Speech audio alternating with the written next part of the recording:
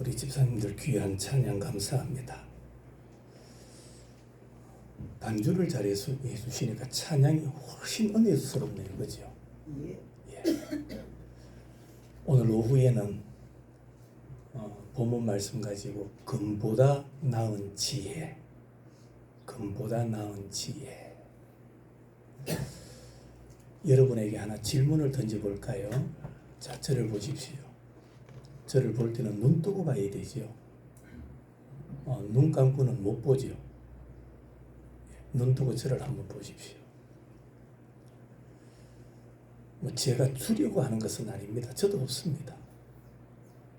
여러분에게 금이 있습니까? 금. 금을 싫어하는 분 있습니까? 없습니까? 대답 한번 해봐요. 없습니다. 다 좋아하지요. 예. 좋아하는 걸 말라고 묻노. 그래도 대답은 해봐야 돼요. 금 좋아하십니까? 예. 그렇다고 제가 금 주려고 하는 것 아닙니다. 다 금 좋아해요. 그렇죠? 예. 없어서 못 차고 다니지. 있으면 귀걸이도 하고 목걸이도 하고 요즘은 밖에 나가면 발목걸이도 해요. 예. 발목에다가 발찌죠, 발찌. 발에다가 금을 딱 차고 다녀요. 그만큼 좋아한다 이 말입니다. 어떤 사람들은 집에 보관한다고 안 차고 오고 없어서 안 차는 거지. 다 갖고 싶은 게 금입니다. 금이 얼마나 좋은 건지 아이들 돌잔치 가면 무슨 물 합니까? 금반지. 옛날에 금반지지. 요즘은 금값이 얼마나 좋은지요. 얼마나 고국 행진을 하는지. 그럴 줄 알았으면 과거에 금 좀 사놓을 걸. 4만 원씩 할 때, 그죠? 4만 원씩 할 때 좀 사놨다라면 지금은 한 돈에 40만 원. 장로님 좀 사놓지 뭐 했어요? 두 장로님이 한 1억씩만 사놨으면 4억, 8억 되는 거예요. 얼마나 금값이 센지요. 그런데 성경에 보면 우리가 금을 그렇게 좋아해도 금보다 더 좋은 게 있다. 여러분들 알았습니까? 금보다 더 좋은 거 있는 줄 알았어요? 금이면 될 줄 알았어요. 금만 많이 소유하면 영원토록 부요한 삶을 살 줄 알았어요. 금만 많이 소유하면 사람들에게 존경받고 인정받는 삶을 살 줄 알았어요. 그런데 그게 아니에요. 진짜 인정받고 진짜 존경받는 삶을 살려면 금보다 더 귀한 것을 소유해야 돼요. 금보다 귀한 것을 가져야 돼요. 그래야 인정받는 삶, 사람에게도 인정받을 뿐만 아니라 하나님께 인정받는 삶을 살아갈 수가 있어요. 오늘 성경에 보니까 금보다 귀한 게 뭐냐? 지혜라고 말합니다. 오늘 16절, 지혜를 얻는 것이 금을 얻는 것보다 얼마나 나은고 명철을 얻는 것이 은을 얻는 것보다 더욱 나으니라. 여기서 지혜를 얻다, 얻는다라고 말하죠. 얻는다라는 말의 뜻이 뭐냐 하면은 사다, 구하다 이 뜻입니다. 우리는 지혜를 사들여야 돼요. 지혜를 구해야 돼요. 가만히 있으면 저절로 나에게 지혜가 찾아오는 게 아니에요. 가만히 있으면 누가 였다 여있다 이러면서 지혜를 던져주는 게 아니에요. 지혜를 자꾸 구해야 돼요. 여러분들 옛날에 돈 있으면 그 돈 가지고 뭐 사들였습니까? 땅을 사들였죠. 시골에는 땅이 있어야 되는 거예요. 조금 여유가 생기면 땅을 사들였어요. 그런데 성경에 보니까 우리에게 꼭 필요한 것이 지혜인데 지혜를 사들여라. 늘 지혜를 구해라. 그렇게 말씀합니다. 하나님, 돈 좀 주세요. 부자가 되게 해주세요. 넉넉한 삶을 살게 해주세요. 그 기도하기 전에 하나님, 교회가 크게 부흥하게 해주세요. 아니요. 시골 교회 무슨 크게 부흥합니까? 도시 교회도 부흥 안 돼요. 그런데 시골 교회 뭐 큰 부흥을 기다립니까? 들어오는 사람 없는데요. 안 그렇습니까? 가는 사람은 많아요. 이사도 가고 죽어나가고 그런 사람은 많은데 오는 사람은 없어요. 큰 부흥을 기도하기보다는 지혜가 충만한 교회가 되도록 기도하시길 바랍니다. 지혜가 많은 교회, 하나님의 지혜가 충만한 교회. 그래서 성경에 보면 지혜를 사라, 지혜를 구해라, 다른 것을 희생하더라도 지혜를 얻어라. 바로 그 말씀입니다. 그만큼 지혜가 중요하기 때문입니다. 그 다음에 명철을 얻는 것은 은을 얻는 것보다 낫다. 여기 얻는다, 명철을 얻는다. 이 얻는다라는 말의 뜻이 뭐냐 하면 선택한다, 그 뜻입니다. 여러분들, 사람이 이 땅을 살아가면서 하루하루 선택하며 사는 거예요. 일하다가 오늘 점심 뭐 먹을까 선택하는 거예요. 중국집에 짜장면 시켜 먹을까? 아니면 밭에 나물 있으니까 빨리 나물 뜯어서 비빔밥 해 먹을까? 선택하는 거예요. 우리가 이 땅을 살아가면서 선택해야 되는 게 뭐냐? 명철입니다. 이 땅에는 선택할 것들이 너무나 많아요. 그런데 그 많은 것들 가운데 영원한 것도 있고요. 잠깐만 있다가 없어지는 것도 있어요. 하나님은 우리에게 영원하게 유익한 것, 영원한 도움이 되는 명철을 선택해라. 오늘도 우리가 예배 자리를 선택한 거예요. 아이고, 뒤다. 내일부터 또 일하려고 하면은 좀 쉬어야 안 되겠나. 오전에 예배 드렸으니까 오후에는 좀 집에 가서 낮잠이나 한시간 자자. 그렇게 선택할 수도 있고, 주일이니까 하나님 앞에 예배를 온전히 드려야지 선택할 수 있잖아요. 선택하고 여러분들은 예배 자리로 나오신 거예요. 선택한 거예요. 여러분들, 영원한 것을 선택하는 지혜가 있기를 바랍니다. 잠깐의 것, 그거 우리에게 큰 유익 없습니다. 큰 도움 되지 않습니다. 하나님은 영원하신 하나님입니다. 영원하신 하나님이시니 우리에게 영원히 유익한 것을 선택하라고 말씀하고 있습니다. 지혜와 명철이 영원히 유익합니다. 그래서 우리는 지혜와 명철을 사야 되고 구해야 되고 선택해야 되는 겁니다. 이런 지혜가 있기를 축복합니다.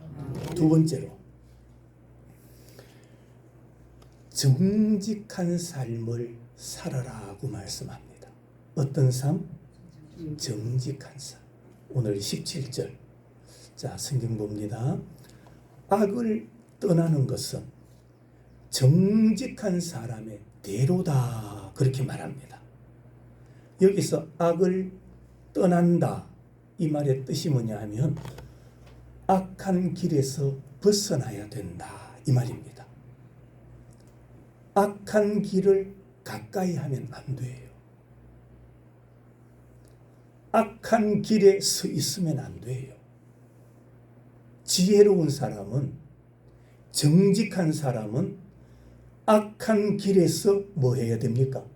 떠나야 돼요. 멀어져야 돼요. 악을 가까이 하면 나도 모르게 내가 그걸 배워가요. 닮아가요. 맞습니까? 아닙니까? 가까이 하면 닮아간다니까요. 가까이 하면 나도 모르게 배워요. 저기 단촌에 가면 통닭집 할매가 있답니다. 제가 지금 기억하기로는 통닭집으로 기억해요. 그 할머니는 주인인데 욕쟁이 할매랍니다. 누가 오든지 욕으로 시작한답니다. 그러면 사람들이 싱글벙글 웃으면서 음식 주문하고 또 먹고 간대요. 한번 생각해 보세요.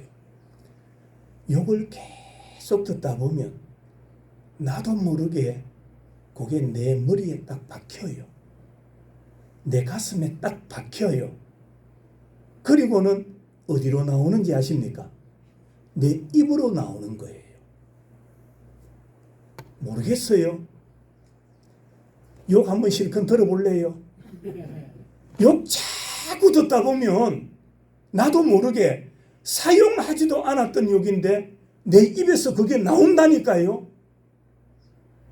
그래서 성경은 악의 길에서 벗어나라. 악한 길에서 떠나라. 그게 정직한 길을 걸어가는 비결이라는 말입니다. 내가 정직한 길 걸어가야지, 정직한 길 걸어가야지. 안 그래도 괜찮아요. 악에서 떠나면 자연적으로 정직한 길을 가게 돼 있어요. 악을 떠나면 평탄한 길을 가게 되어 있다니까요. 사람이 조금이라도 양심이 있다면 이게 참인지 악인지를 다 알아요. 맞아요, 아니에요? 여러분은 말을 듣거나 행동하는 거 보면 이게 참이다, 이게 악이다, 이게 거짓이다 분간이 돼요, 안 돼요? 안 되면 그 문제가 있어요. 우리는 다 판단이 돼요. 왜? 우리에게는 뭐가 있으니까? 양심이란 게 있거든요. 양심이 있기 때문에 참과 거짓, 선과 악을 아는 거예요. 악을 떠나야, 악을 멀리해야 선한 길을 걸어갈 수가 있고 평탄한 길을 걸어갈 수가 있는 겁니다. 악을 떠나는 것이 자기 영혼을 지키는 비결이에요. 내 자신을 지키는 비결이 뭐냐? 악을 멀리해야 돼요. 아멘. 악을 떠나야 돼요. 그 사람이 자기 인생을 지키게 되고 자기 영혼을 지키는 사람인 거예요. 죄를 가까이 하고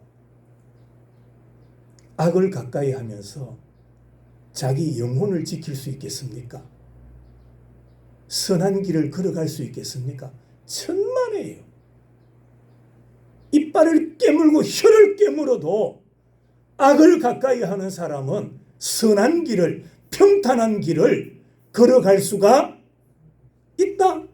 없다? 그래서 성경에서는 악을 멀리해라. 악을 떠나라. 그것이 정직한 사람의 길이다. 정직한 사람의 대로다. 살다 보면 거짓말도 하고 욕도 잘하고 이런 사람들이 있어요. 동네에 그런 사람 있어요? 없습니까? 없어야 돼요. 그런데 그런 사람을 가까이 하면 안 돼요. 그러다 보면 나도 모르게 자꾸 닮아가요. 신앙생활하면서 교인들 가운데 원망하고 불평하고 질투하는 사람들이 있어요. 자꾸 말 만드는 사람이 있어요. 말 만드는 사람. 그런 사람 가까이 하면 안 돼요. 내 인생의 대로가 사라지는 거예요. 내 삶의 평탄한 길이 떠나가는 거예요. 그런 사람 가까이 하면 내 영혼이 죽어요. 정직한 길을 걸어가면 내 영혼이 사는 비결인 거예요. 정직한 길을 걸어가시기를 축복합니다. 아멘. 세 번째로, 교만한 사람의 마지막을 말씀합니다. 교만한 사람의 마지막은 어떨까? 18절 말씀 같이 한번 읽으십시다. 우리가 잘 아는 내용이죠. 시작. 교만은 패망의 선봉이요 거만한 마음은 넘어짐의 앞잡이니라. 여기 교만이라는 말은 높이와 연관된 겁니다. 높이. 자기 자신은 자꾸 높이고 다른 이웃은 자꾸 낮추는 것. 그게 교만이에요. 자기는 어떻게 하고 높이고 자기는 자꾸 높이면서 이웃은 다른 사람은 자꾸 낮추는 것. 그게 교만입니다. 교만은 패망의 선봉이다. 패망. 이게 무슨 말입니까? 패망. 그릇이 깨지는 것. 그릇이 박살나는 것. 그게 패망이에요. 자, 앞에 말하고 연관 지어볼까요? 교만은 무엇과 연관이 있다? 높이와. 패망은 깨어지는 거죠. 그릇이 있습니다. 그릇을 여기 땅바닥이라고 칩시다. 여기서 떨어뜨리는 것하고 아주 높은 곳에서 그릇을 깨뜨리는 것하고 깨어짐이 똑같죠. 몰라서 입 다물고 있어요. 별로 높지 않은 곳에서 깨뜨리는 것과 높은 곳에서 깨뜨리는 것은 엄청난 차이가 있어요. 낮은 곳에서 깨뜨리면 뭐 조각이 몇 개 안 날 수 있어요. 그러나 높은 곳에서 떨어뜨리면 그 그릇은 어떻게 됩니까? 산산조각, 박살이 나버리는 거예요. 무슨 말입니까? 하나님은 이렇게 교만한 자를 박살내신다. 하나님이 그들을 깨뜨려 버리시겠다. 그 말씀인 거예요. 무서운 말씀입니다. 교만한 자의 특징이 뭔지 아십니까? 교만은요, 자기 자신이 패망 앞에 딱 서 있는 겁니다. 교만한 자는 패망 앞에 서 있는 거예요. 거만한 자는 넘어짐 앞에 딱 서 있는 거예요. 이걸 좀 쉽게 설명드릴까요? 낭떠러지가 있습니다. 낭떠러지에는 가까이 가야 되죠. 가까이 가면 안 되죠. 위험하잖아요. 그죠? 낭떠러지는 멀리 해야 돼요. 자칫 잘못하다가 내 의도가 아닌데도 떨어질 수 있기 때문이에요. 미끄러져서 떨어질 수 있고 현기증이 나서 떨어질 수 있고 다양한 위험의 요소 때문에 위험한 거예요. 자, 아이들이 낭떠러지로 쫄쫄쫄쫄 걸어갑니다. 부모는 어떻게 해야 됩니까? 어떻게 해야 돼요? 꾸중을 하든지 쫓아가서 그 아이를 데려오든지 그래야 되죠. 여기서 교만한 사람은 패망 앞에 서 있고 거만한 사람은 넘어짐 앞에 서 있다. 이 말은 낭떠러지에 서 있다 이 말입니다. 낭떠러지에 서 있으면서 자기 자신의 인생이 안전하기를 기다린다는 말이죠. 그런 사람이 안전할 수 있을까요? 없죠. 무슨 말입니까? 교만한 자, 거만한 자는 안전할 수가 없다. 평탄할 수가 없다. 결국에 하나님께서 그들의 미래를, 그들의 인생을 어떻게 해버리시겠다? 산산조각 내버리시겠다.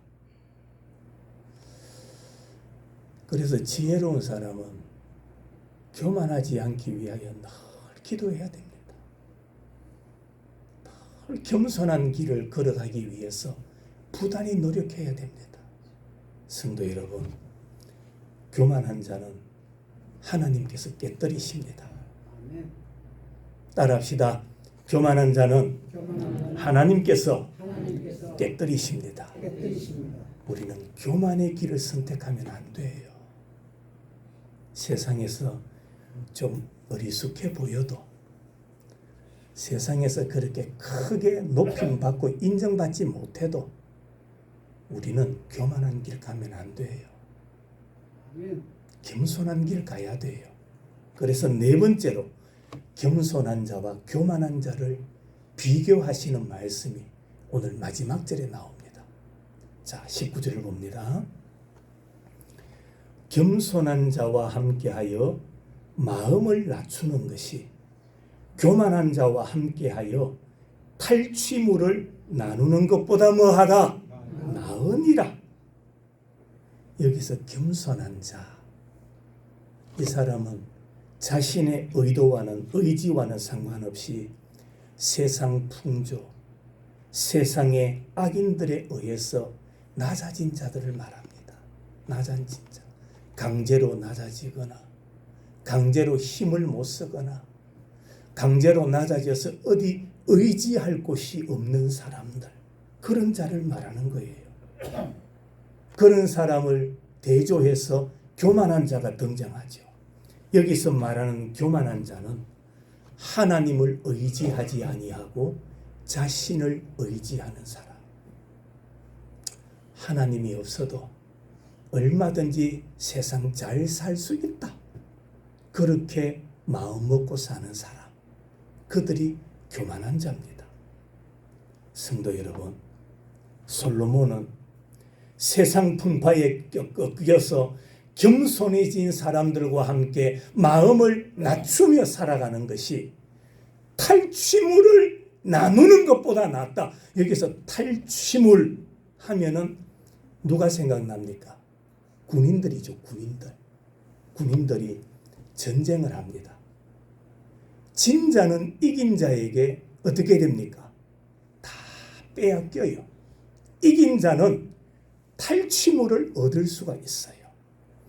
군인들에게 즐거움이 뭡니까? 탈취물을 서로 나누는 거예요. 그게 어디 등장하는지 아세요? 예수님 십자가입니다.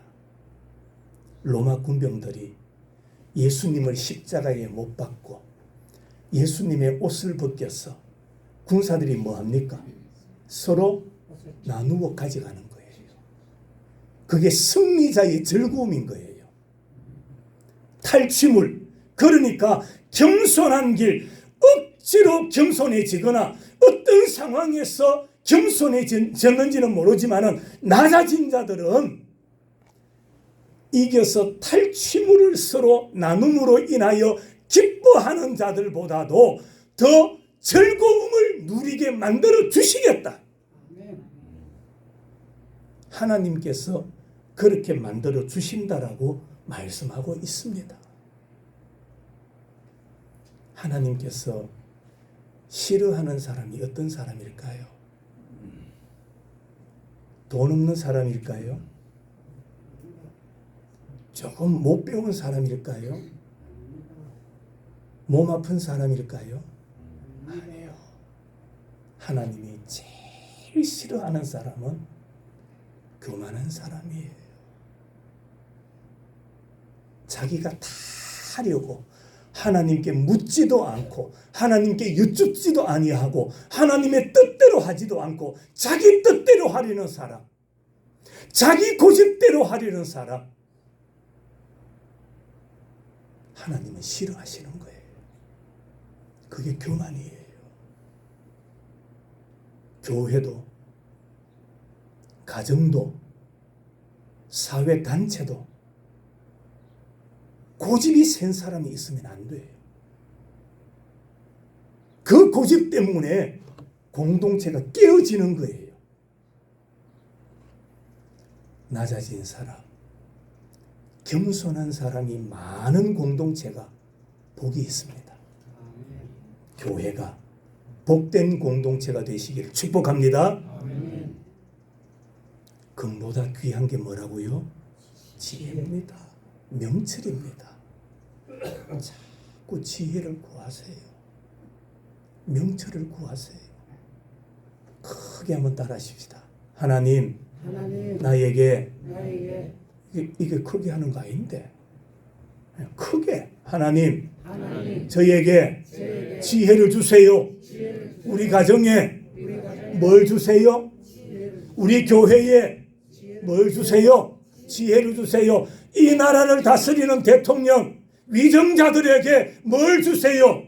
지혜를 주세요.